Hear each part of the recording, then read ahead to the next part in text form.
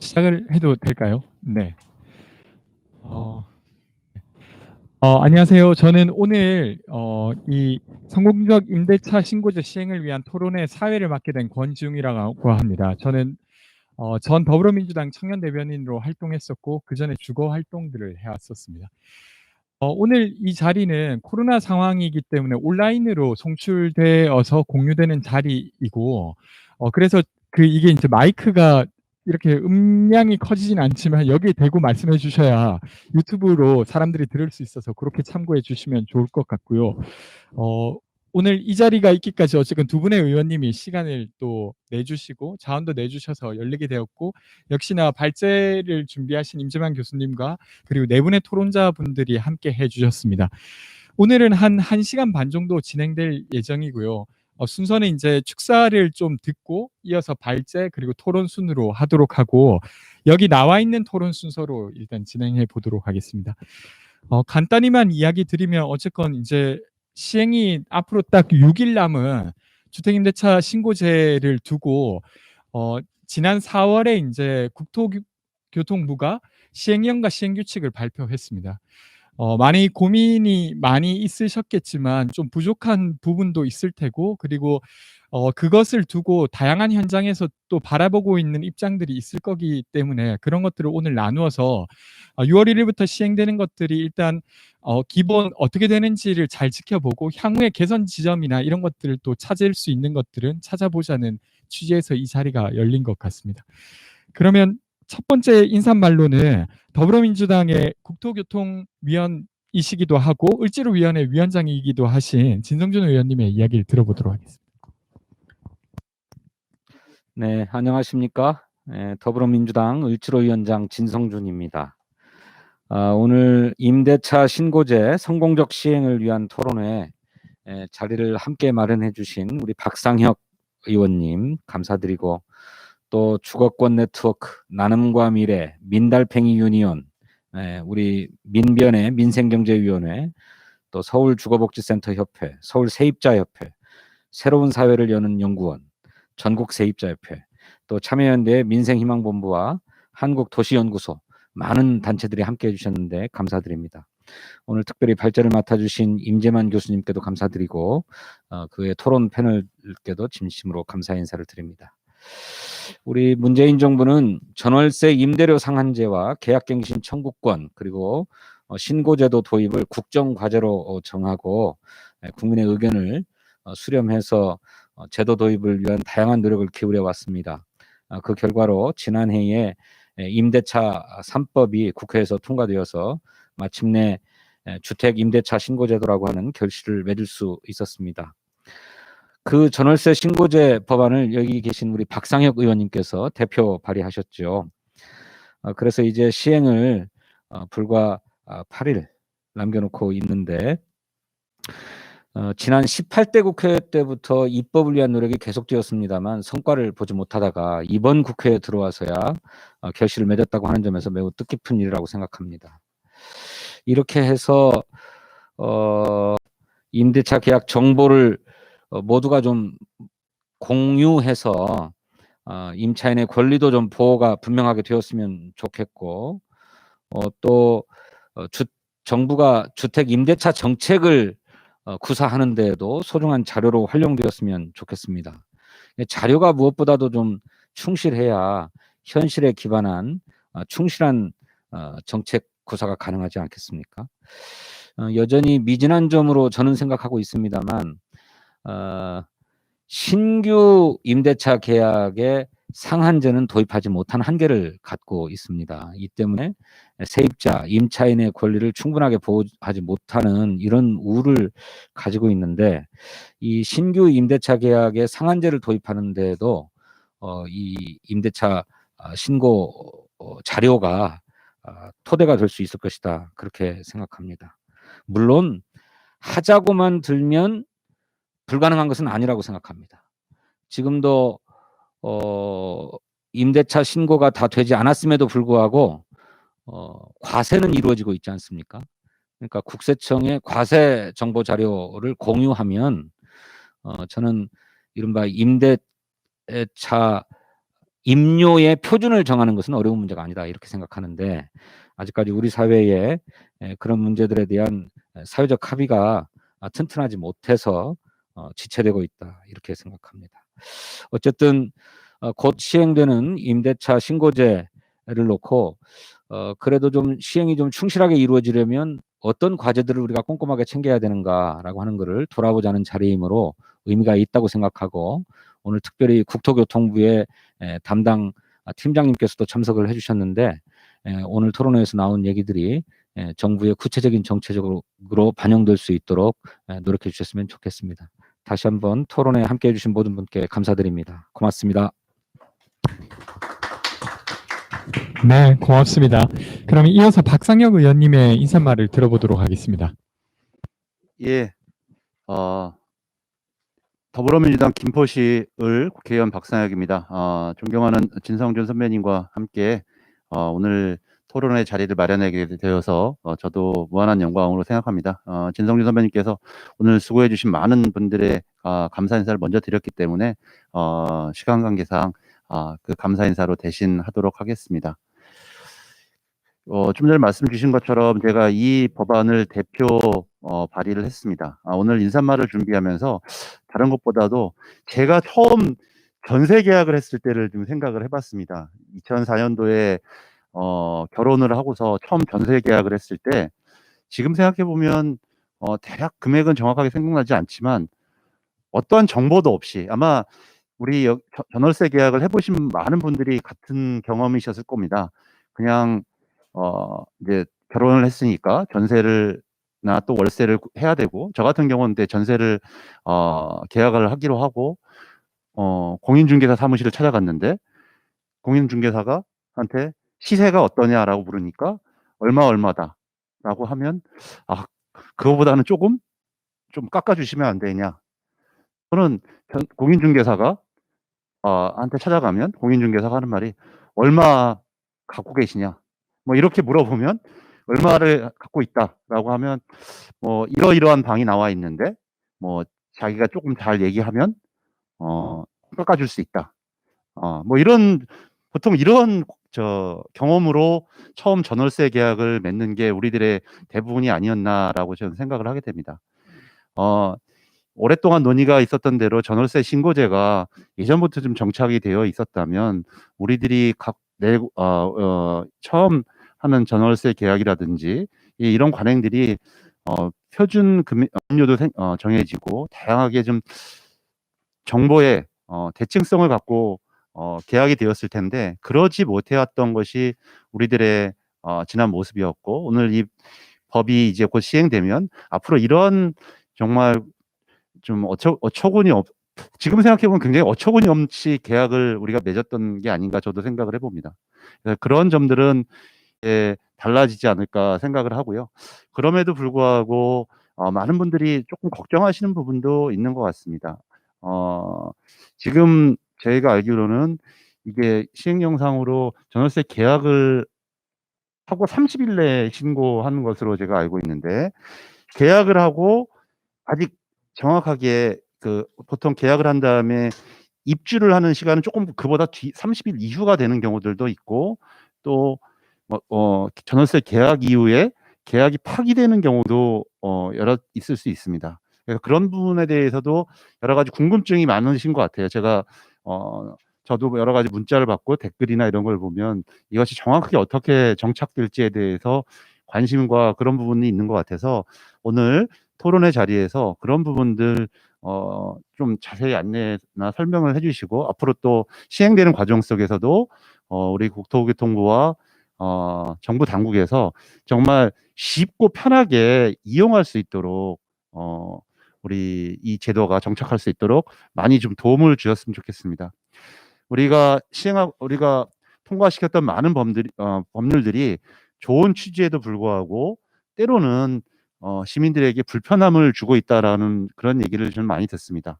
우리 취지가 순기능을 발휘하기 위해서는 그만큼 다양한 홍보와 그런 여러 가지 방법들에 대해서 자세한 안내가 필요할 것이라고 생각합니다. 이것이 전월세 세입자뿐만 아니라 임대인들에게도 충분히 편리한 제도로 정착되어야 그 이후에 빨리 제도가 순기능적으로 정착할 수 있을 거라고 저는 생각을 하고요. 그런 점에서 오늘 토론의 자리는 굉장히 소중한 시간이라고 생각합니다. 오늘 좋은 말씀 주시는 우리 임진환 교수님을 비롯한 많은 분들께 다시 한번 감사의 말씀을 올립니다. 예, 감사합니다. 네, 고맙습니다. 아마도 더불어민주당에서 세입자에게 가장 관심이 많으신 두 분이 여기 또 함께 해주고 계신 게 아닌가 싶고, 말씀해 주신 대로 이 제도의 개선 사항을 찾는 자리이기도 하지만 이 제도를 좀 깊이 이해하는 자리로서 오늘 이 자리가 만들어지면 좋을 것 같습니다. 그러면 이어서 발제를 청해 듣도록 하겠습니다. 임재명 교수님, 예, 이걸로 해주시죠. 예, 안녕하십니까. 세종대학교 임재만입니다. 수면대 민상희망본부의 실행으로도 활동하고 있습니다. 저희가 작년에 소위 임대차 3법이라는 게 통과가 됐는데요. 사실은 임대차 3법은 3법으로서 동시에 시행이 됐으면 가장 좋았을 텐데 하는 아쉬움이 항상 남는 것이, 오늘 지금 논의의 주제인 신고제가 본 통과됐으나 시행은 이제 6월로 미뤄진 것, 올해로 미뤄진 것이 주택임대차보호법 개정되면서 과연 임차인들이 얼마나 갱신을 하고 주택임대차보호법 개정에 따른 혜택을 받고 있는지, 또한 시장의 그 움직임은 어떤지, 이런 것들을 명확하게 알았으면 작년 임대차 보호법 통과되고 나서 온갖 매체들이 주임법 개정이 잘못되었다, 문제가 많다, 이런 얘기들에 효과적으로 대응할 수 있었을 텐데 하는 아쉬움이 매우 짙은 그런 제도라고 생각합니다. 두 분 의원님께서도 말씀하신 것처럼 전월세 신고제는 전월세 시장의 동향을 파악해서 전월세 시장이 어떻게 움직이고 있는지, 말하자면 전월세 시장에 유통돼야 될 정보를 수집하고 생산하고 공개하는 그런 데 있어서 가장 기초적인 제도라고 볼 수 있습니다. 뒤늦게라도 이 제도가 시행됨에 따라서 앞으로 시장에서의 어떤 정보 비대칭 문제는 크게 해소될 거라고 생각하고요. 전월세 신고제가 시장의 투명성을 높이는 제도로서 자리매김할 필요가 있다라고 생각합니다. 그럼에도 현재 신고제가 갖고 있는 한계 또는 문제점, 이런 것들을 좀 논의를 하고 바람직한 제도로 발전할 수 있는 방안은 무엇인지 같이 한번 생각해 봤으면 좋겠다고 생각합니다. 예.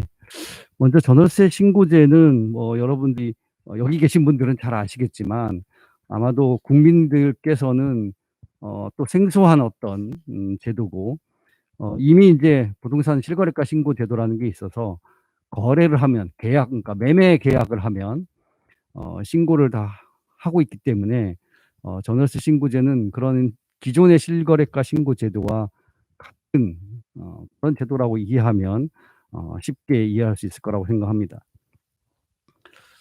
전월세 신고제 도입 경과를 한번 살펴보면요. 앞에서 말씀하신 내용도 포함되어 있는데 2006년에 이제 공인중개사의 업무 및 부동산 거래 신고에 관한 법률, 즉 부동산 거래 신고법에 따라서 토지와 그 이후에 분양권, 그다음에 공급 계약, 이런 것들이 이제 신고 대상으로 확대되어 왔습니다. 주로 이제 매매와 관련된 계약만 신고 대상으로 확대되어 왔지만 서민들 삶에 가장 중요한 전월세 거래는 신고 대상이 되지 않았었습니다.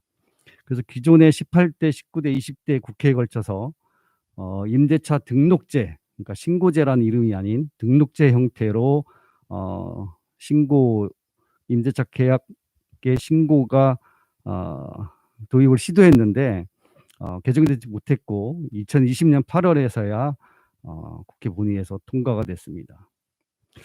기존에도 전월세 신고제 도입 이전에 앞에서 말씀드린 것처럼 등록제를 시행을 시도를 했었고요.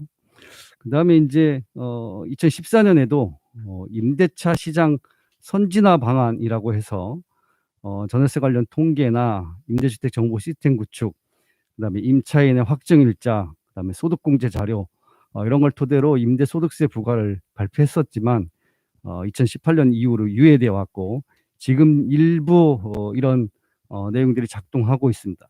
그래서 지금 현재 우리가 전월세 시장에 대해서 알고 있는 통계는 아마 전체 거래의 한 30% 정도라고 알려져 있는 확정일자 받은 그 내용이 현재 국토부가 한국부동산원을 통해서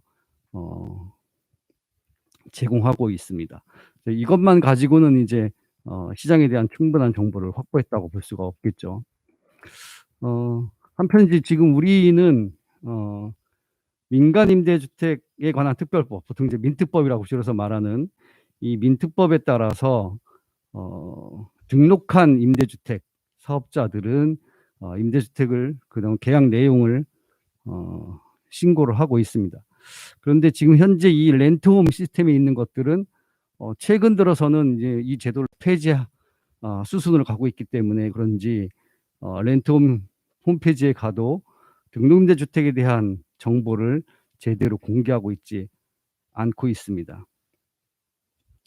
어쨌든 이제 지금 현재 이런 상황에서 올해 6월부터는 전월세 신고제가 시행될 예정으로 있습니다.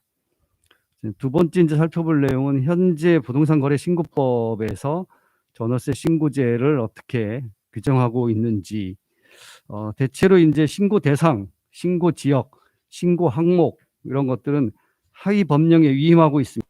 11페이지 이제 표 1을 보시면 전월세 신고제 내용을 간략하게 정리하고 있는데요. 첫 번째 신고 주체가 임대인과 임차인 공동입니다. 물론 이제 한쪽에서 일방에서 신고를 하지 않는다면 다른 일방이 단독으로도 신고할 수 있도록 하고 있습니다.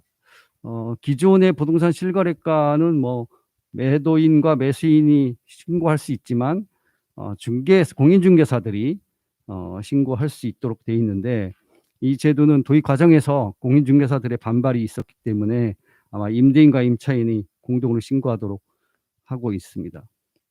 그다음 이제 신고 지역은 이제 대통령령에서 수도권, 광역시, 세종시, 그다음에 도의 시지역으로 한정을 했고요. 그리고 신고 대상은 주택, 주거용 건물입니다. 그러니까 우리가 이제 법적으로 주거용 건물 하면 말하자면 이제 오피스텔 같은 게 또는 이제 상가로 지어놓고 주택으로 활용하고 있는 경우 뭐 이런 부분들이 이제 법적으로는 신고 대상에서 빠지는데 실제로는 이제 주거용으로서 매매 또는 임대차를 하기 때문에 이 부분에 대한 문제가 불거질 가능성도 있다. 그다음 이제 신고 대상으로서 물리적인 부분뿐만 아니라 금액, 그래서 임차 보증금이 6천만 원을 초과하거나 월 차임이 30만 원을 초과하는 임대차 계약입니다. 그러니까 어느 정도 기준을 정해놓고 그 기준 이상만 하자라고 하는데 이것도 역시 또 생각해 볼 문제라고 보입니다. 그다음 이제 신고 내용은 신고를 얼마나 풍부하게 충분하게 하느냐의 문제와 신고자들의 편리성은 서로 상충하는 과제이긴 한데 어쨌든 정보가 충분해야 시장에 대한 파악도 충분히 이루어질 수 있고 또 시장도 투명해진다고 보이는데 이 부분도 어느 정도 더 확대할 것인가 하는 부분하고 같이 연결해서 생각해 볼 필요가 있습니다. 예, 앞에서 그 위원님께서 말씀하신 것처럼 신고 기한이 30일 이내인데 이거는 이제 체결, 변경, 해제라는 사건이 이후에 30일 이내입니다. 따라서 체결하고 나서 30일이 넘어서 입주하는 경우에 우리 이제 확정일자 같은 걸 통해서 실질적으로 신고를 대신할 수 있는데 대부분 이제 신고를 해야 되는 상황이 생길 가능성이 높다. 확정일자로 대신하기 어려울 수 있다라고 생각이 들고요. 그다음에 밑에 이제 뭐 신고 의제가 있습니다. 전입 신고를 하거나 하면 신고한 것으로 봐서 전입 신고도 하고 전월세 계약도 신고하고 확정일자도 받고 이렇게 이제 복잡하게 하지 않아도 될 수 있도록은 되어 있습니다. 자, 전월세 신고제를 도입하면 어떤 효과가 있을까? 전월세 신고제는 그냥 임대인, 임차인이 신고하도록 하면서 그냥 귀찮게만 하는 게 아니냐, 뭐 이런 이제 논란이 있을 수 있는데 당장 아마 신고를 해야 되는 임대인과 임차인들은 하지 않아도 되는 일을 하게 되니까 좀 귀찮거나 또는 이것이 뭐 과세 목적으로 활용되거나 하는 그런 우려는 있을 수 있습니다만, 임대보증금 사고나 임대차 분쟁을 예방하는 데 활용됩니다. 임대차 시장, 특히 부동산 시장에서 가장 큰 문제는 정보의 비대칭인데, 이런 전월세 신고제를 통해서 정보의 비대칭 문제를 해소하고, 특히 정보 비대칭 문제가 문제로 이제 피해를 볼 수 있는 사람들은 역시 임차인입니다. 서민인 임차인이기 때문에 임차인에게 정보가 부족한 문제를 해소해 주는 것으로 임차인에게 우선적으로 좋고요. 또 한편으로는 임대인도 시장에 대해서 잘 모르는 경우가 많습니다. 그래서 이제 공인중개사들에게 휘둘리는 그런 사례가 많은데, 임대인 역시 시장에 대한 정보를 통해서 적정한 임대료를 받을 수 있는, 그리고 가격이 특별히 뭐 높아지거나 낮아지는 문제들을 어느 정도 방지할 수 있다라고 생각을 합니다. 이렇게 이제 이 시장이 투명해지면 우리나라 임대차 시장에서 가장 큰 특징이 보증금 규모가 높다는 건데, 보증금을 반환받지 못하는 사고가 굉장히 큽니다. 현재 우리나라 주택임대차보호법의 가장 큰 목적이라 할까요? 그거는 보증금 반환에 있거든요. 보증금을 어떻게 잘 반환할 수 있게 하느냐, 이 부분이 전월세 신고제를 통해서 어느 정도 예방하는 데 큰 역할을 할 것이다 라고 생각을 하고요. 따라서 그에 따른 이제 분쟁 문제라든가 이런 것도 방지될 수 있다고 생각합니다. 그다음에 이제 두 번째는 뭐 앞에서 말씀드린 것처럼 임대료에 대한 정확한 정보와 투명성 확보를 통해서 시장을 투명하게 할 뿐만 아니라 시장에 대한 정확한 정보를 통해서 시장의 어떤 뭐 수요가 많거나 또는 공급이 많거나 이런 내용들까지도 확인할 수 있고요. 각 주택 특성 따라 또는 지역에 따라 시장의 어떤 움직임도 확인하는 데 큰 도움이 될 거라고 생각합니다. 이러한 어떤 시장에 대한 정보를 통해서 정부는 세입자 주거 안정을 위한 정책을 수립하는 데 가장 중요한 정보를 확보할 수 있다는 점에서 전월세 시장과 관련된 정부의 정책이 한층 더 세련되고 시장 상황에 맞는 그런 적절한 정책을 낼 수 있다라고 생각을 합니다. 또 한편으로는 이런 전월세 신고제를 통해서 해당 주택에 대한 신고를 하기 때문에 임대주택에 대한 품질 개선에도 활용할 수 있습니다. 전월세 신고 운영 과정에서 아까도 잠깐 말씀드렸듯이 주택이 아닌데 주택으로 사용하고 있는 것들이 있고, 뭐 불법으로 건축물을 지은 거라든가 불법으로 용도 변경을 한 거라든가 이런 것들이 이제 발견될 가능성이 있습니다.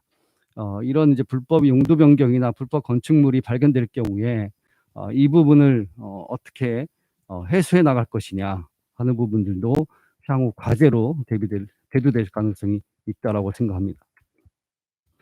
예, 이렇게 이제 우리나라 전월세 신고제 내용과 기대 효과를 살펴봤고요.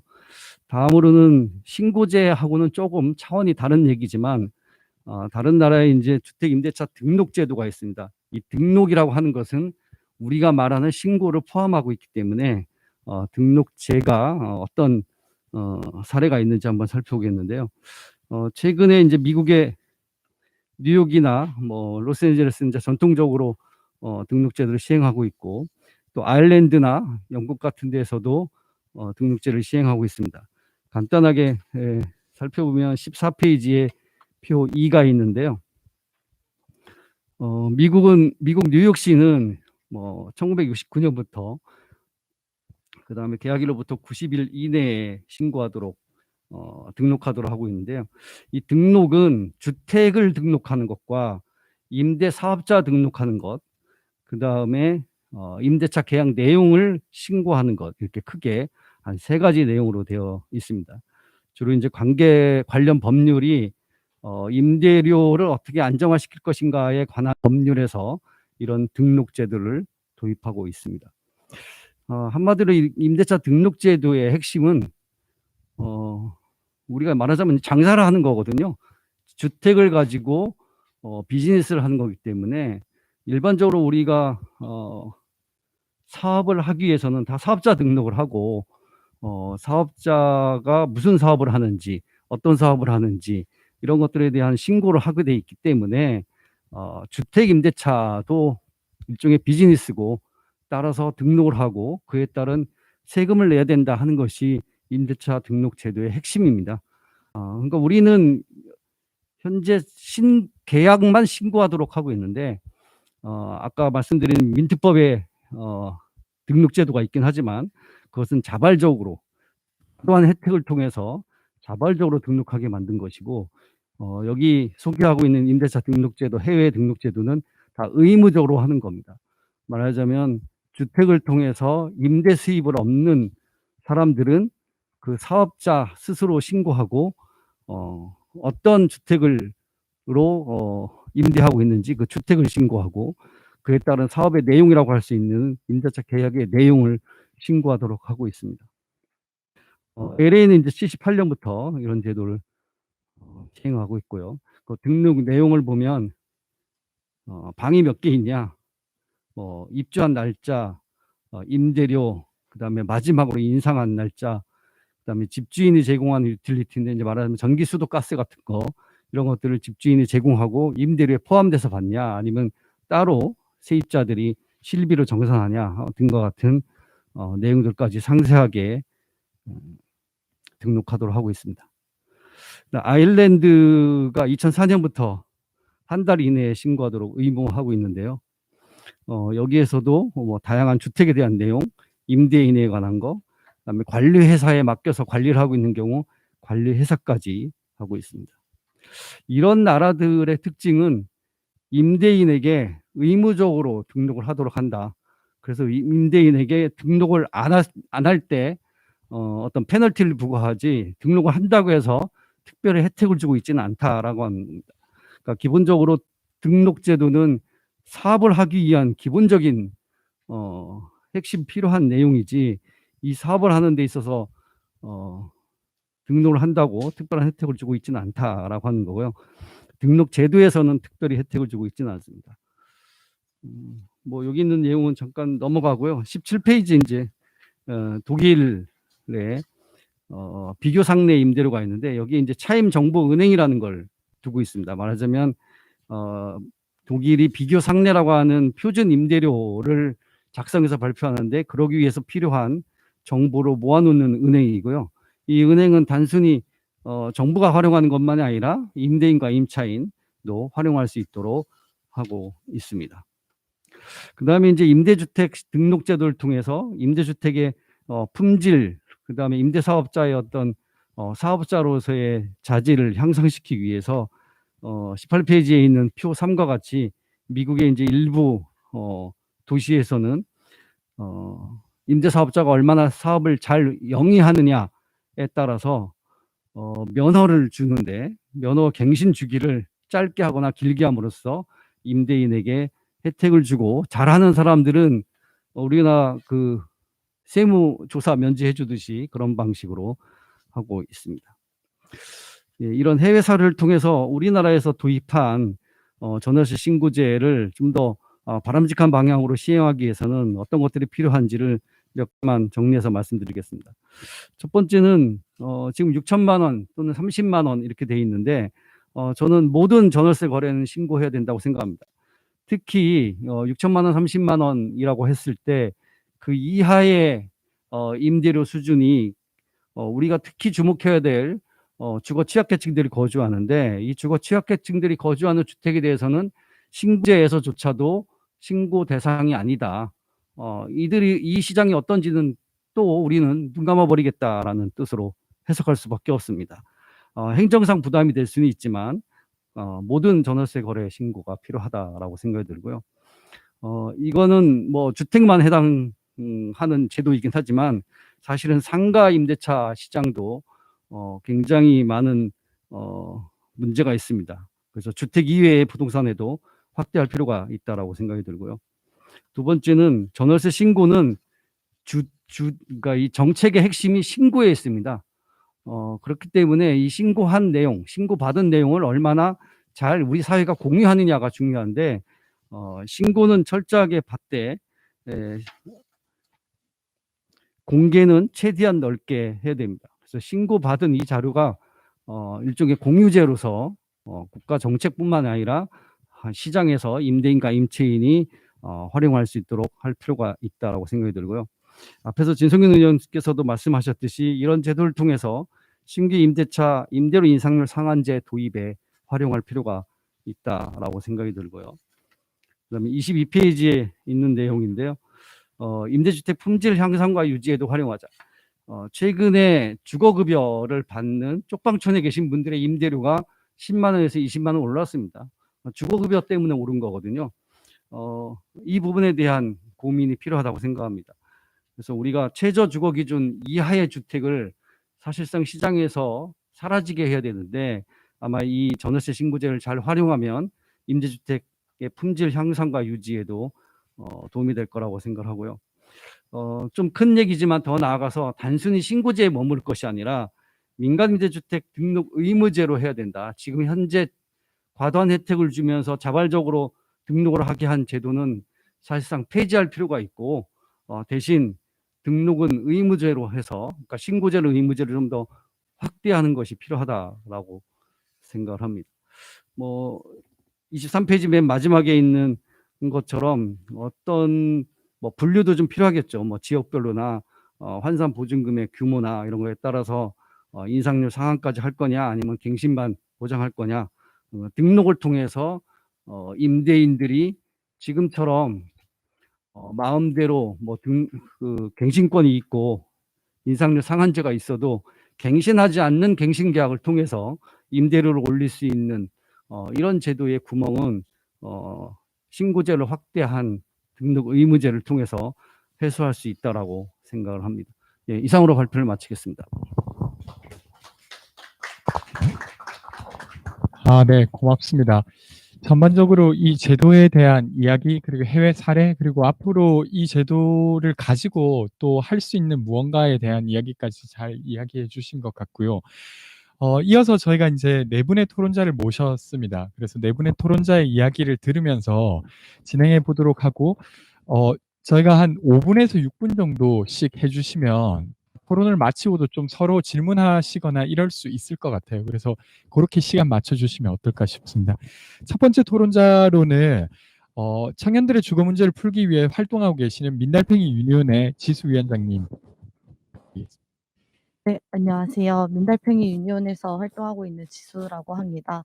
일단 그 교수님 발제를 쭉 들으면서는 사실 저희가 그 토론문을 썼던 내용이랑 되게 일맥상통하는 것들이 많아가지고 보면서 되려 저는 그 각각의 내용에서 청년 당사자들이 생각이 나더라고요. 실제로 저희가 청년들을 대상으로 주로 주거 상담을 몇 년 동안 해오다 보니까 이 지금 어떤 예시로서 발생할 수 있는 어떤 한계들을 이제 감안해서 예정해서 이제 얘기해 주셨는데 그게 실제로 저희에게는 당사자로서 실제로 화성시에서 전주에서 서울 어딘가에서 청년들이 겪고 있는 문제를 와닿다 보니까 앞으로 이 제도가 도입이 된다고 하면 이 제도는 사실 청년들이 처음 독립할 때 웬만하면 다 세입자로서 자기 정체성을 가지면서 시작을 하거든요.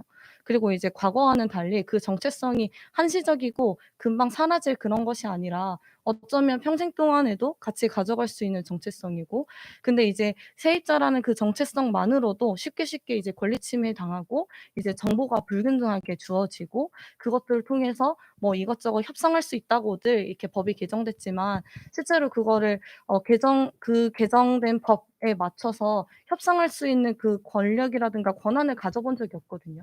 근데 이 제도를 통해서 좀 더 그런 여지들이 열릴 수 있다고 하면 너무 좋은 계기가 되지 않을까, 더 많은 청년들이 주거권이 보장되는 계기가 되지 않을까 하는 마음에 잘 도입이 되었으면 좋겠다 싶습니다. 그래서 일단 얘기 주시는 것들이 사실 많이 겹치는 것 같아서 내용은 그냥 문서로 가름하면 괜찮겠다 싶고요.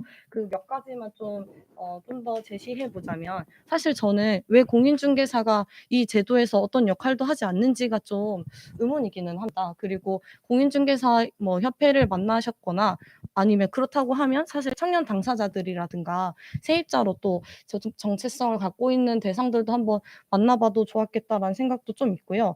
아니면 이미 도입이 된다고 하면 그 이후에라도 좀 더 공식적으로 혹은 정례화해서 이 정책에 어쨌든 취지에 닿아 있는 정책 대상이 되는 그 당사자들과의 어떤 협의체라든가 뭔가가 필요하지 않을까 하는 생각이 들었고요.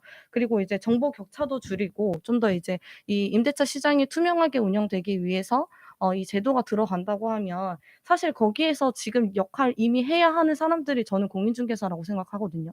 왜냐하면 임대인과 임차인 간에 이제 공정한 거래를 매개하는 역할로서 공인중개사가 존재하고 그리고 어쨌든 그걸 이유로 임차인에게도 수수료를 받고 임대인에게도 수수료를 받고 있잖아요. 근데 이제 어떤 일견에서는 집을 보여주기만 해도 수수료의 일부를 이제 가져가야 된다 이런 이야기들도 있는데 그러면 되려 이제 청년들 입장에서는 '그런 공인중개사가 나에게 충분한 그 중개와 관련된 서비스를 제공해 줬을까? 임대차 계약에 대해서 나에게 충분히 정보를 안내해 줬을까?'라고 했을 때 사실 아닌 경험이 너무 많은 거예요. 그리고 그 교수님이 얘기해 주신 그런 것들도 사실 뭐 위반 건축물 이런 것들도 건축물 대장 사항에 나와 있어야 하죠. 근데 나와 있지 않은 경우도 있고 나와 있다 한들 그걸 설명해 주는 공인중개사를 만난 청년을 저희는 사실 만나본 적이 없어요. 그냥 "아 이거 그냥 챙겨 가시면 돼요." 이렇게 안내하고 마는 그런 경우들도 많고 그래서 저는 되려 이 제도를 통해서 공인중개사가 진짜 중간자의 역할을 잘할 수 있도록 그 어떤 직업을 갖고 있는 그 주체들을 좀 더 이 사회가 선용할 수 있는 계기로 좀 삼았으면 좋았겠다. 그리고 앞으로는 그래 볼 수 있도록 고민해 볼 수 있는 지점을 좀 찾아보면 좋겠다. 요런 생각이 좀 들었습니다. 해서 그냥 간단히 요약하자면 공인중개사의 역할이 이곳에 이 제도 안에 필요하고 그거는 이제 임대사업자의 역할을 대신하는 정도로서 해볼 수도 있긴 하나 어쨌든 간에 등장해야 된다, 주체로서. 그런 생각이 하나가 들었고요. 그리고 공공주택, 민간 임대주택, 주거급여 등의 정보로 어쨌든 그 특정 보증금과 월세 이하의 어떻게 해요? 이렇게요? 이렇게요? 네. 특정 보증금과 월세 이하의 사람들은 애초에 등록 자체를 하지 않아도 되잖아요. 근데 그거에 어떤 정보를 보완하기 위한 방법으로 공공주택, 민간임대주택, 주거급여 요런 것들이 있는 건데 근데 이 정책들이 사실 완벽하지가 못해서 여기에서도 분명 사각지대에 놓여 있는 사람들이 있거든요. 근데 그러면 이 사람들에 대한 정보는 계속해서 약간 어떤 그 철망 속에서 계속해서 빠져나가는 방식이 될 수도 있는 거예요. 해서 사실 유튜브에 30만 원 이하 딱 검색하면 30만 원 이하의 서울의 월세방들이 얼마나 열악하고 말도 안 되는 집으로 지금 임대업하고 있는지가 다 보이거든요. 근데 실제로 존재하는 그런 집들이 있는데 그런 건 계속해서 이 제도 안에서 어차피 보여지지 않을 것이 좀 뻔하니 이런 것들은 장차 너무 늦지 않게 신속하게 제도가 포함하는 그런 대상들이 될 필요가 있겠다. 요런 생각도 들었습니다. 그리고 사실 청년들 입장에서는 이 제도가 조금 낯설게 느껴지고 그리고 이미 일부 SNS에서는 요걸 어떻게 바라보냐면 신고제가 도입이 되어서 신고를 안 하면 벌금을 낸다. 이게 포인트가 되는 그런 SNS 게시물이 떠돌기 시작하는 거예요. 그러니까 이게 이 제도를 통해서 내가 전입신고라든가 확정일자라든가 이런 절차를 좀 더 쉽게 접해 볼 수 있게 되고 그리고 내가 사전에 알게 되는 그래서 임대인이나 공인중개사와 협상 가능한 내용들이 생긴다는 것보다는 그냥 이유 모르고 벌금을 내야 한다. 이런 식으로 이제 정보들이 퍼지고 있는데 이건 사실 어떤 측면에서는 이 제도가 누구의 권리를 더 보장해 나가는지 어떤 식으로 사회를 좋게 바꿔 나갈 수 있는지에 대한 좀 더 적극적인 행정의 어떤 역할이 필요하지 않을까 하는 생각도 들고 그러기 위해서는 그냥 제도만 생기고 어떤 인터넷 프로그램만 생기는 게 아니라 이런 내용을 충분히 교육하고 상담하고 안내하는 좀 더 공격적인 것들이 필요하지 않을까 싶고요.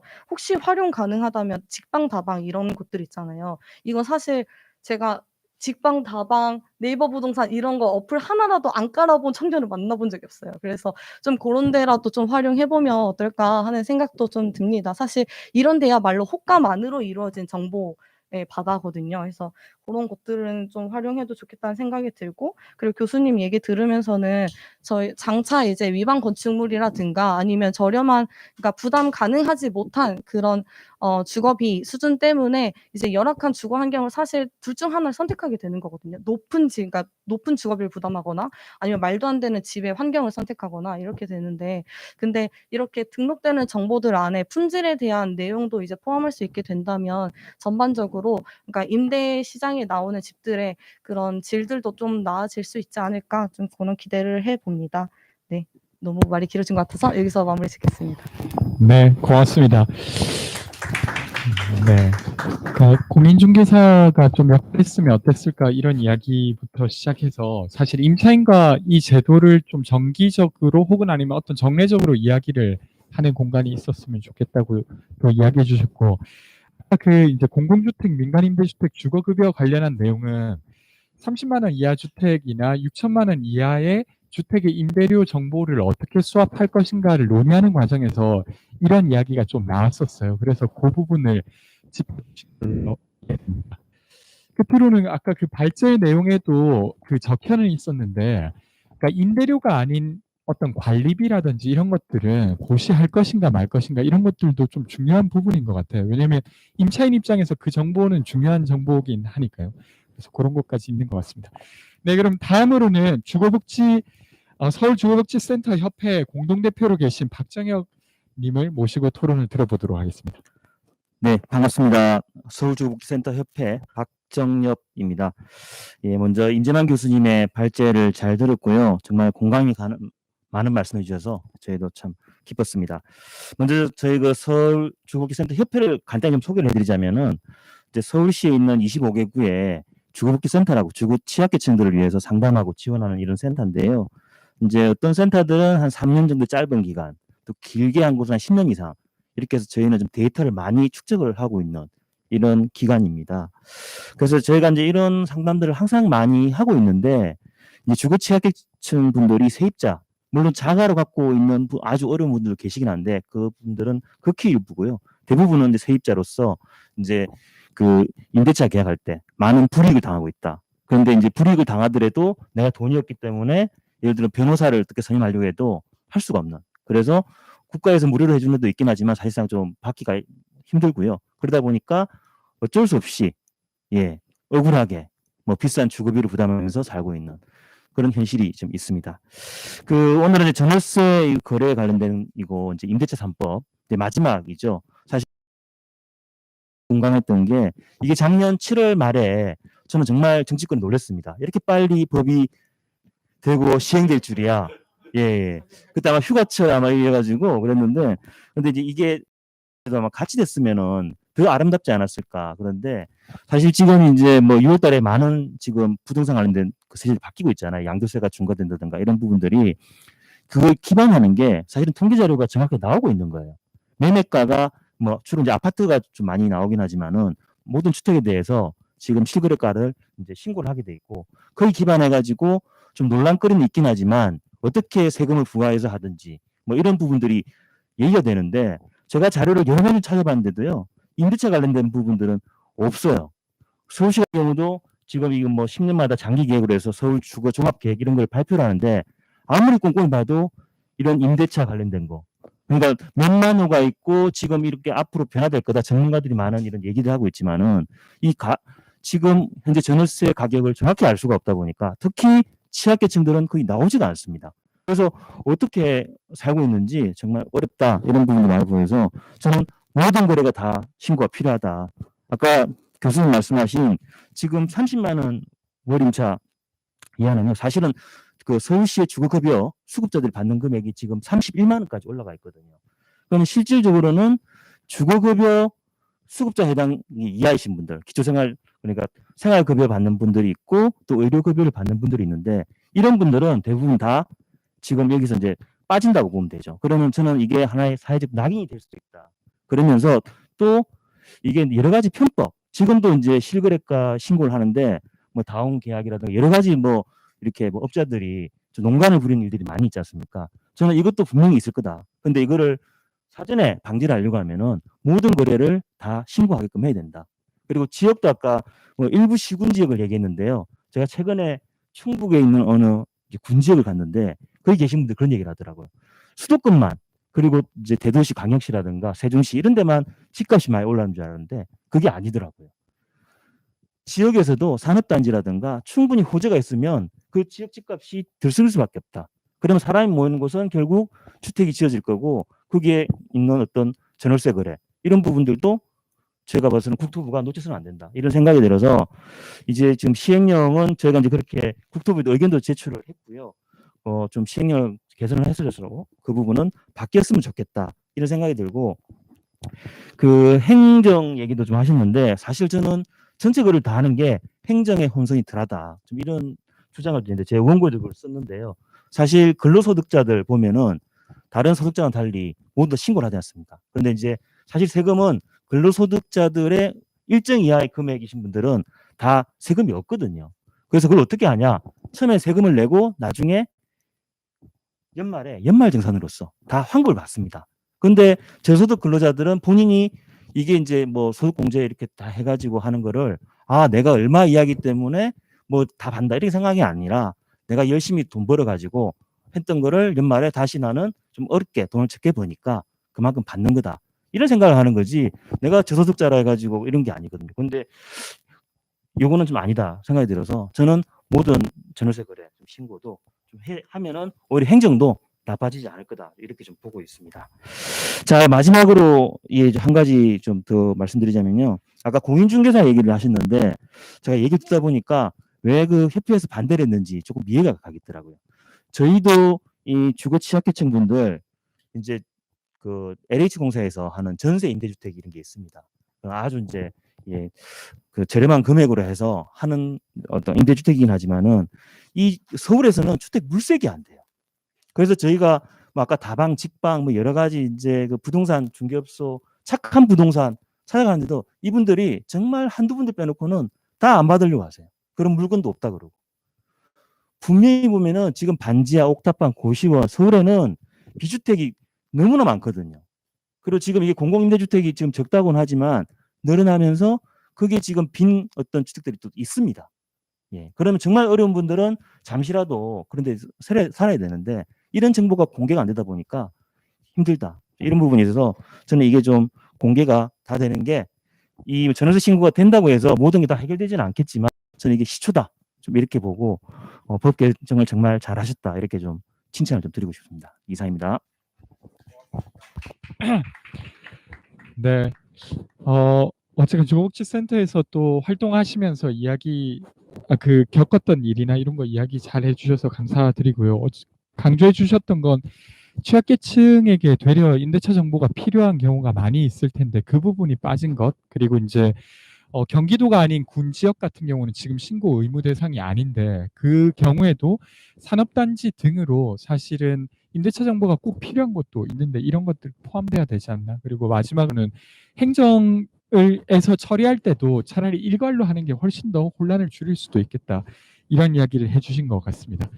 그러면 이어서는 경기연구원의 윤성진 박사님을 모시고 이야기 들어보도록 하겠습니다.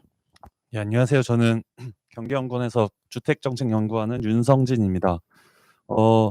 사실 이 임대차 3법 그리고 이 임대차 신고제에 대해서 되게 환영할 만한 일이고 앞서 말씀해 주셨던 모든 분들처럼 이게 모든 전월세 거래에 적용되어야 한다는 말씀을 드리고 싶습니다. 특히 이 계약갱신 청구권에 대해서 사실 나름의 혼란들이 있었고 이 계약갱신 청구권을 사용한 것인지 안 한 것인지 이런 거에 대한 확인 과정들 그게 아마 내년 내후년 이렇게 되게 되면 그때 제가 계약갱신 청구권 뭐 말 없이 넘어갔잖아요. 뭐 이러면서 이렇게 되게 다양한 분쟁들이 나타날 것으로 예상하고 있는 가운데 그래도 1년이 좀 지났지만 그래도 이 계약갱신 청구권 여부를 확실히 문서화할 수 있는 그런 제도가 생긴 거에 대해서 좀 환영할 만한 일이고 그와 동시에 그래서 그걸 배제하고 있는 그 대상들의 경우에는 그러면 계약갱신 청구권 확인 썼다 안 썼다의 여부들은 어떻게 하지? 이게 여전히 분쟁의 영역으로 남겨져야 되는 것인가에 대한 고민들이 들고 특히 이 규제 영향 분석서를 기준으로 보게 되면 오히려 비주택이나 고시원 등 좀 취약계층이 머무는 주택에서 그러니까 어떻게 보면 뭐 법적 대응령이나 행정적 대응에 혹시 익숙하지 않은 분들이 사시는 지역에서 이러한 문제가 발생한다라는 점에서 이들의 계약갱신 청구권은 어떻게 지켜주고 분쟁과 이런 논의 상황, 그 집주인과의 비대칭적인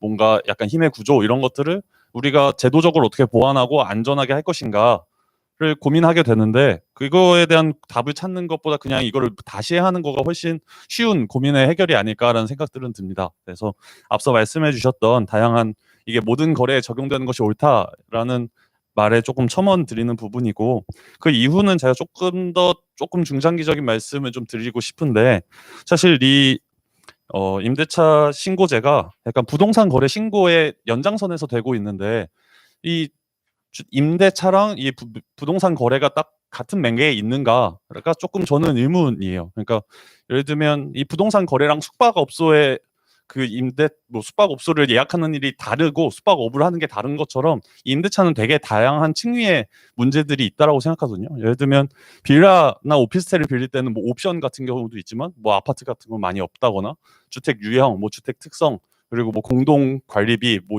막 되게 디테일한 부분에서 이 세입자들이 느끼는 차이 그거에 대한 정보가 진짜 필요한 것 같은데 그래서 이 집주인의 주거 서비스를 제공하고 임차인들은 주거 서비스를 받는 것이기 때문에 서비스의 내용과 질이 이게 되게 차별적이고 단순히 막 소유권과 이 모든 것들을 다 넘기게 되는 매매 거래보다는 훨씬 복잡하고 좀 더 섬세하게 다뤄졌어야 됐다라는 부분들이 조금 들고요. 그래서 현재 하고 있는 임대차 신고 등록 요 시스템에서 보는 거 보면 좀 간편하고 일단 초기의 혼란이나 이런 것들을 좀 피하기 위한 노력들은 보여요. 그래서 뭐 건축물 대장하고 연계한다거나 뭐 그 안에서 좀 시스템을 연계하기 위한 이런 노력들은 보이지만 사실 이것이 진짜 본래 취지에 있어서 이 정보의 비대칭성을 해결하고 실제로 임차인들에게 효과적인 정책으로 다가가기에는 가야 될 부분이 조금 멀고 그 안에 핵심이 되는 것은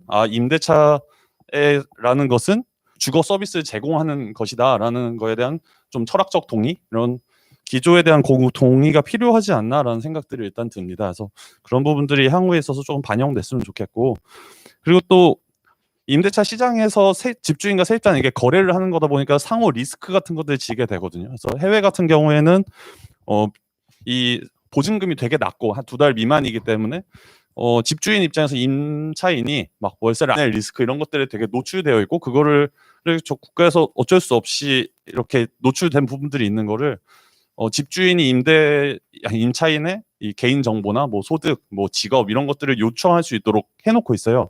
근데 반대로 보면 우리나라의 경우에는 집주인이 대부분의 경우에 보증금이 되게 높고 그리고 집주인 주거 서비스의 경우에서도 막 의무에 대한 부분들이 그 표준 계약서나 이런 데 있어서 집주인의 의무가 그리 높지 않은 여건이기 때문에 오히려 세입자가 집주인에 대한 그런 이런 정보들을 받아볼 수 있도록 해야 되는 것이 아니냐. 그래서 이 시장에서의 거래가 리스크에 대한 분배가 온전하게 이루어지지 않을 때 그걸 제도적으로 이 리스크가 높은 계층을 보호하기 위해서 또 다른 정보나 이런 것들을 좀 줘야 되는 것인데 이런 측면들에 있어서 임대차 신고제가 조금 할 수 있는 방향으로 개선되면 좋겠다라는 부분들을 조금 드리고요. 사실 제가 가장 고무적으로 생각하거나 좀 기대하는 이런 행태의 변화, 이 제도로 인한 사람들의 행태의 변화는 임대차 거래가 신고를 하려면 어쨌든 사람들이 신고를 해야 된다는 사실에 있어요. 그러니까 모든 임차인들의 루틴에 그냥 뭐 공인중개사에 끼든 안 끼든 뭐 집주인과 계약을 하고 집에 들어가서 사는 것 외에 뭔가 정부와 관계돼서 신고라는 행위를 하게 된다라는 것이 있는데 그 기회를 되게 잘 포착했으면 좋겠다라는 생각이 들어요. 어떤 거냐면 사실 아까 뭐 박상혁 의원님도 그렇고 우리 모두가 다 공감하듯이 이 임대차에 대한 정보 이게 사실 되게 기술적이고 되게 어려운 이슈인데 그 정보를 어디서 얻어야 되는지 되게 어렵고 그래서 아마 대부분 막 블로그 찾고 근데 블로그가 뭐 공식력 있는 정보가 아니잖아요. 그래서 그게 틀렸을 경우에 아무도 그 보호해줄 수 없는데 뭐 블로그나 뭐나 아름아름해서 뭐 법을 보거나 이런 식으로 살아가고 있는 부분들이 이게 맞나? 그래서 왜 우리는 공식적 체계를 통해서 공식적인 정보들을 알기 쉽게 해주려는 노력이 없을까? 뭐 아까 이 해외 사례 중에서 말씀하셨던 것처럼 아일랜드 사례 같은 경우에도 딱 또 되게 직관적이에요. 제가 뭐 영어를 잘하지 않아도 요 정도는 내가 아일랜드 가서 집 구할 수 있겠다 싶게 이렇게 딱딱딱딱 나오거든요. 막 비기닝어 막 테넨시 막 듀링어 테넨시에서 막 내가 지금 비기닝이면 비기닝 단계 가서 뭐 해서 정보를 찾으면 되겠다 이런 직관이 오는데 우리나라 같은 경우엔 오히려 청약홈 같은 경우에는 되게 직관적이거든요. 아, 내가 지원을 할 때 뭘 눌러서 뭘 찾으면 되겠다. 제도 안내는 어떻게 되면 되겠다. 그런데 우리나라의 뭐 렌트홈이나 뭐 아예 홈페이지가 없을 뿐더러 렌트홈은 심지어 임대사업자 등록을 위한 홈페이지지 렌터들을 위한 홈페이지가 아닌 막 이런 문제들이 있어요. 그래서 이번에 지금은 시작이니까 부동산 신고 플랫폼 위에다가 조금 얹었고, 근데 사실 좀 되게 좀 비판적으로 말씀드리면 지금 가면 팝업창 하나를 통해서 확인을 눌러서 그러니까 시범 대상 지구도 할 수 있지 시스템 상에서 제대로 안착되어 있지도 않거든요. 다음 주인데. 그래서 그게 다음 주에는 어떻게 바뀔지에 대해서 전 되게 크게 기대하고 있는데 현재 상황이 약간 그래요. 이게 맞나? 다음 주인데. 네, 약간 그런 부분들이 있어서 이게 어떻게 될지 좀 기대되는 부분들은 있지만 현재 사람들이 있으면 전입신고는 정부24 홈페이지에서 하고 확정일자 신고는 법원 인터넷 등기소에서 하고 그리고 이 부동산 거래 관리 시스템에 등록 접속해가지고 이걸 하려 그러면 현재는 팝업창을 통해서 근데 팝업창 안 뜨게 해놓으면 안 보이는 거죠. 근데 팝업창을 통해서 들어가면 각자 지자체 관할로 가가지고 거기에 가가지고 주소 입력하고 하게 되어 있는데 그런데 그 과정에 그 부동산 거래 사이트로 이동하다 보니까 부동산 거래하면 사실 임차인들은 경험해 볼 필요도 할 가능성이 되게 낮은 막 땅 매매하는 거, 외국인 부동산 거래 신고 어떻게 하는 거 이런 정보들만 잔뜩 뜨는데 이 임차인들을 그런 루트를 통해 가지고선 가도록 만드는 것이 옳은가? 그러면 임차인들을 위한 임대차만을 위한 다른 플랫폼을 만들어서 거기서 전월세 신고하고 그 안에서 뭐 분쟁조정위원회도 소개해주고 임차인 권리도 소개해주고 이 제대로 된 설명들을 해놓는 사이트를 구축하는 노력들은 되게 상식적이고 기본이 아닌가라는 생각들이 듭니다.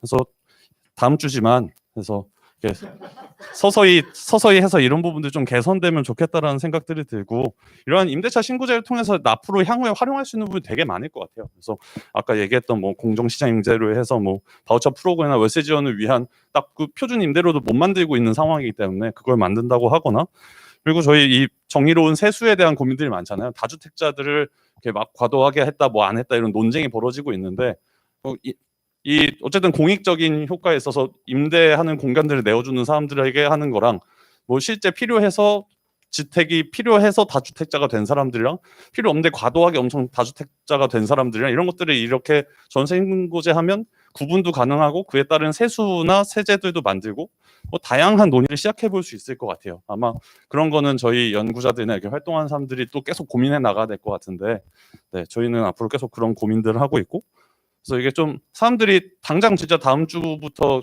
계약하시는 분들은 이거 신고해야 되는 거죠. 30일 내에.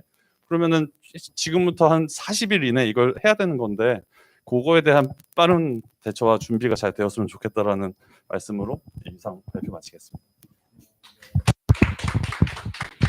네, 고맙습니다.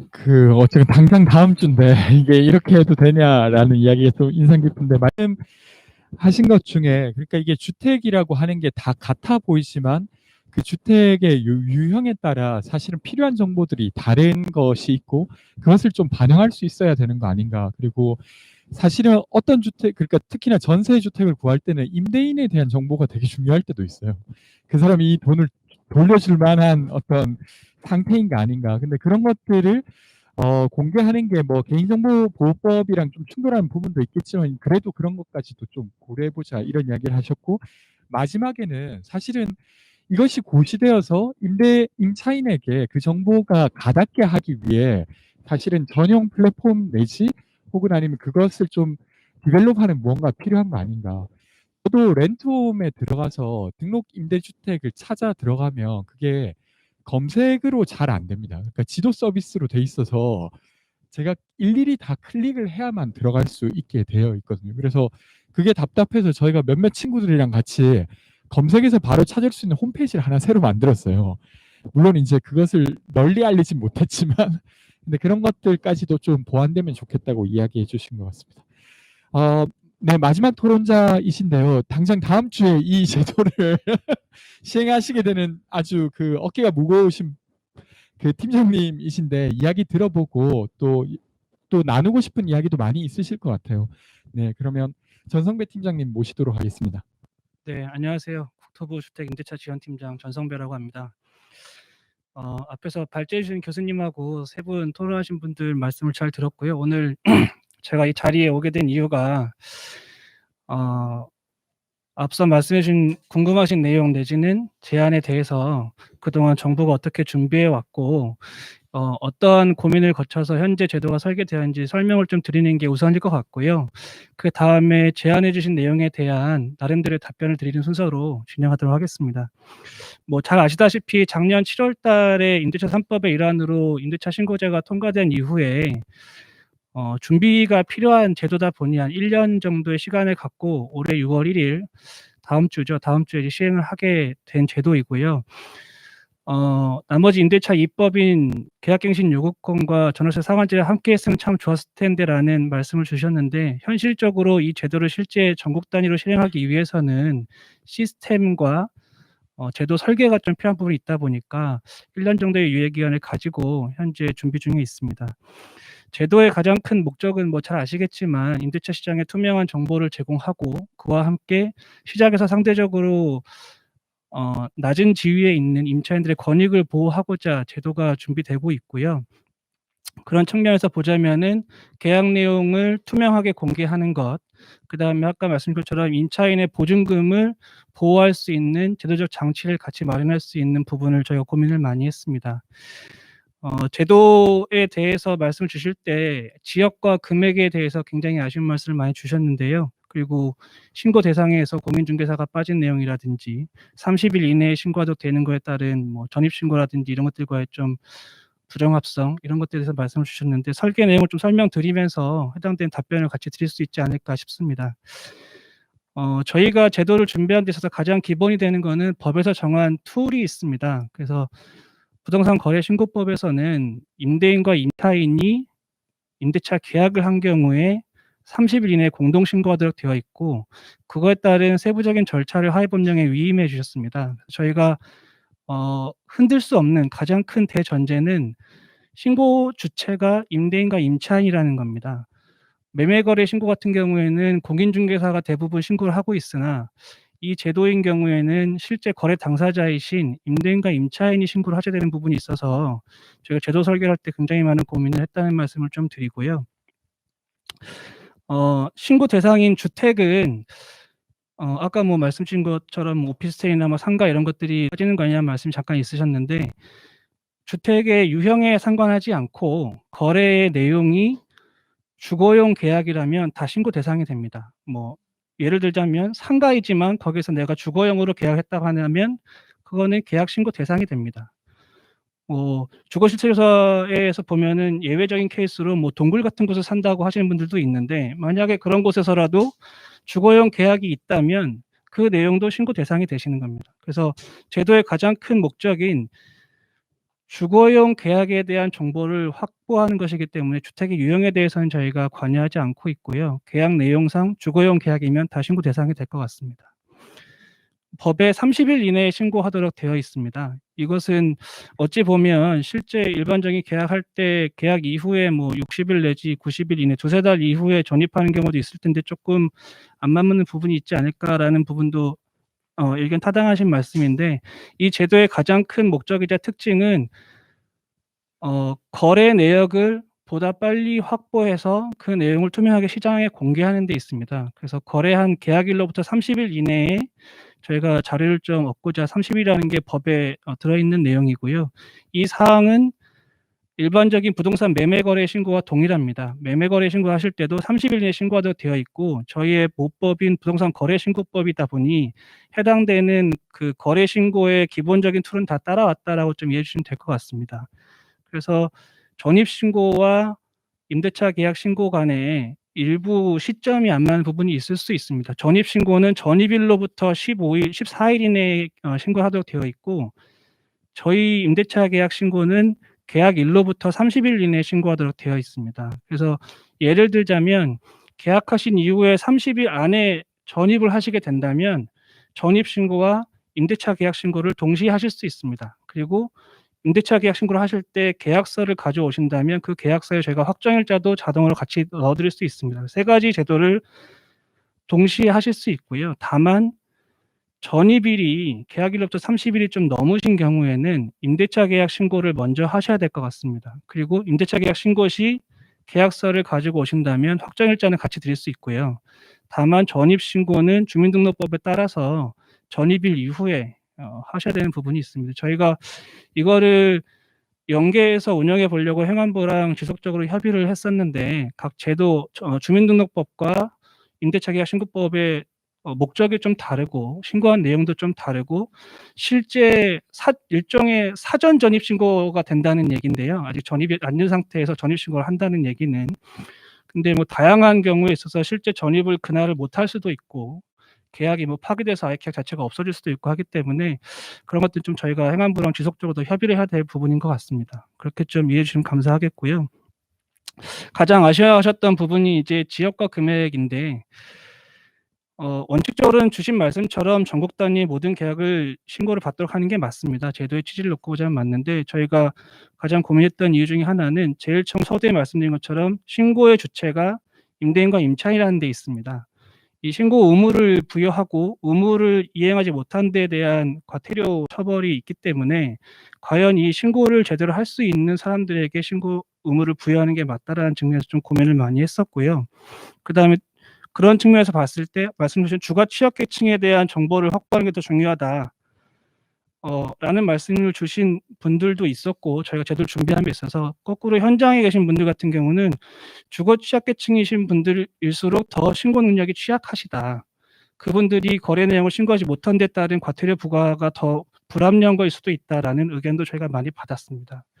그런 내용을 좀 감안해서 저희가 금액을 좀 설정한 부분이 있고 법에서 시행 지역과 금액을 하위 법령에 위임해 주신 취지는 단계적으로 좀 시행을 하면서 시행에 따른 부담을 좀 많이 완화해 갔으면 한다는 거에서 저희는 이해를 하고 단계적으로 가기 위해서 금액과 지역을 조금 이번엔 제한했다 뿐이지 저희가 그 금액 이하나 다른 신고가 지금 운영되지 않게 되는 지역에 대해서 신고를 받지 않겠다라는 건 아닙니다. 좀 점진적으로 저희가 넓혀가고 금액도 낮춰가고 지역도 넓혀가면서 장기적으로는 모든 지역의 모든 계약에 대한 신고를 받는 게 맞다고 저희도 생각하고 있고요. 다만 일시에 시행하고 전 국민에게 새로운 제도를 처음 안내하고 운영하다 보니 처음 시작 단계에서는 일정 금액을 좀 끊어서 준비를 하게 됐다라는 말씀을 드리고 싶습니다. 그렇게 봤을 때 그러면 6천과 30만 원이 어떤 기준에서 정해진 거냐? 이게 조금 궁금하실 텐데요. 보증금의 경우는 임차인의 보증금을 보호할 수 있는 제도, 확정일자라는 제도가 저희 연계되어 있기 때문에 그 제도와 연계선상에서 좀 고민을 했습니다. 주택임대차보호법에 보면 확정일자 없이도 최우선 변제받을 수 있는 보증금의 최소 금액이 정해져 있습니다. 전국 단위별로 보면 지역별로 좀 금액이 다른데요. 제일 낮은 금액이 6천만 원입니다, 현재. 그래서 6천만 원 이하의 보증금은 확정일자가 없더라도 법에 의해서 보증금을 보호받으실 수 있습니다. 그렇기 때문에 제가 6천을 초과하는 계약에 대해서 임대차 신고를 통해서 확정일자 받으실 수 있게 함으로써 모든 임차인분들의 보증금을 제도적으로 보호해 줄 수 있겠다라는 취지에서 6천이라는 금액을 설정을 했고요. 월차임의 경우에는 하루에 10,000원꼴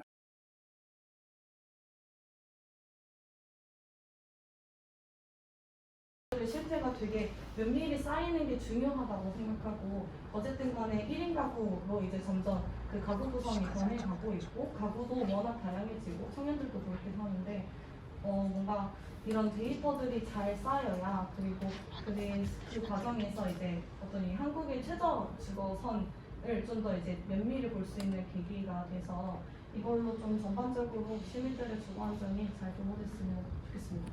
네, 고맙습니다. 네. 예, 오늘 말씀 잘 들었고요. 다음에 통기치 기대해 보겠습니다. 이사님. 네, 고맙습니다. 예, 저도 상세하게 잘 알려주시고 저도 이렇게 얘기해 주시면 좋았고요. 아까 간략하게 장군님 말씀 주셨던 거 하면 기본적으로 이제만 교수님께서 말씀하신 부분들이 약간 아까 제가 그냥 짧은 생각으로 생각하기로는 거기에 있어서 결과적으로 그런 시뮬레이션이 나중에는 있어야 될 것 같아요. 결국 임대 사업자로 등록하는 거는 그 사람이 보유를 위해서 하고 있는 게 아니게 그 사업을 하고 있는 것이기 때문에 그 사람들 임대 소득이 있고 그 소득에 따른 나름의 세제가 있을 것이고 또 그리고 그냥 보유하는 사람들 그리고 아니면 아까 얘기했던 것이 이용하는 사람들에 대한 그런 세제 정의에 대한 고민들이 실질적으로 실질적 데이터하고 세제 시뮬레이션에 따라서 어떻게 되는가에 대한 고민들이 조금 있어야 될 것 같고요.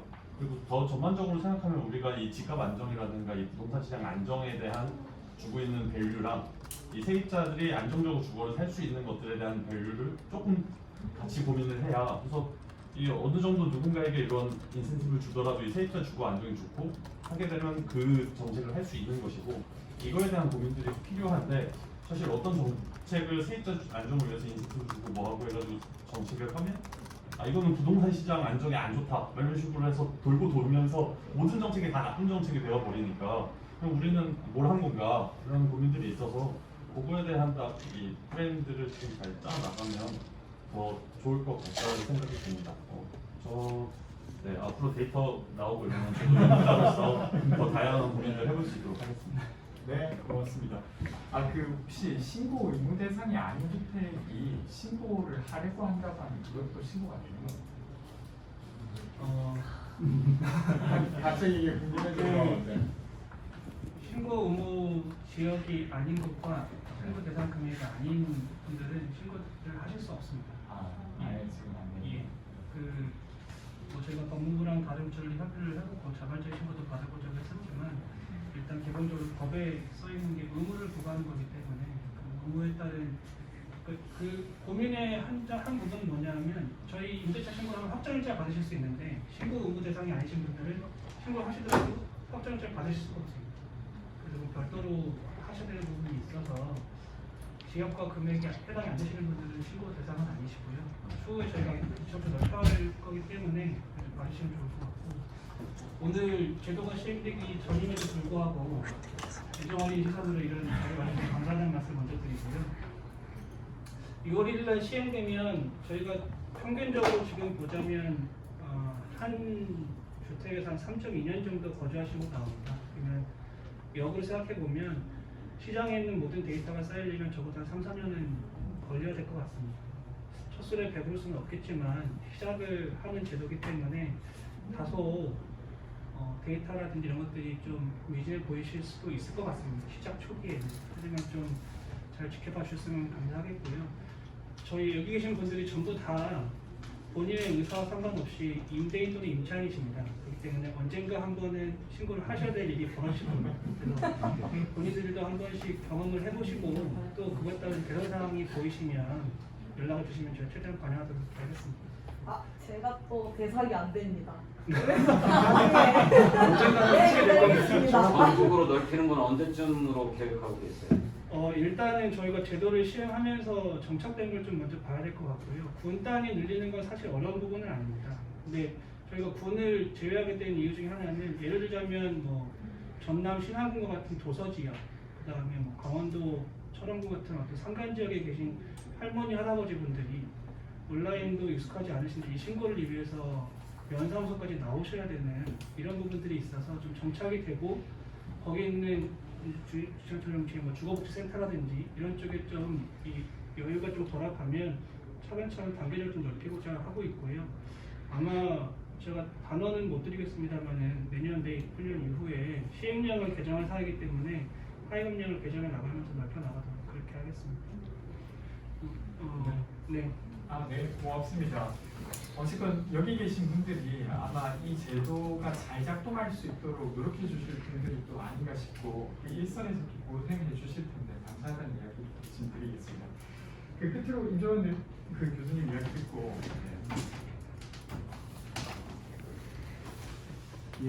제가 특별히 더 드리고 싶은 말씀은 신고제를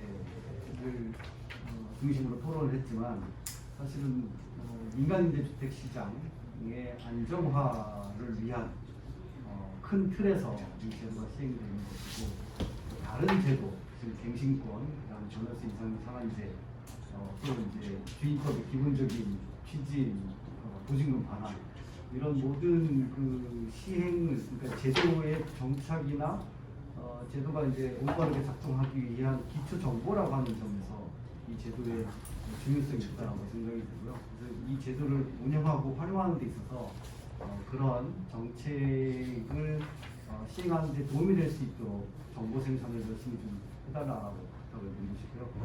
이게 이제 정보 비대칭을 해소를 하기 위한 거니까 정보 비대칭 문제가 되는 게 아파트나 이런 것들이 아니라 이제 빌라 같은데 다가구주택 같은 거거든요.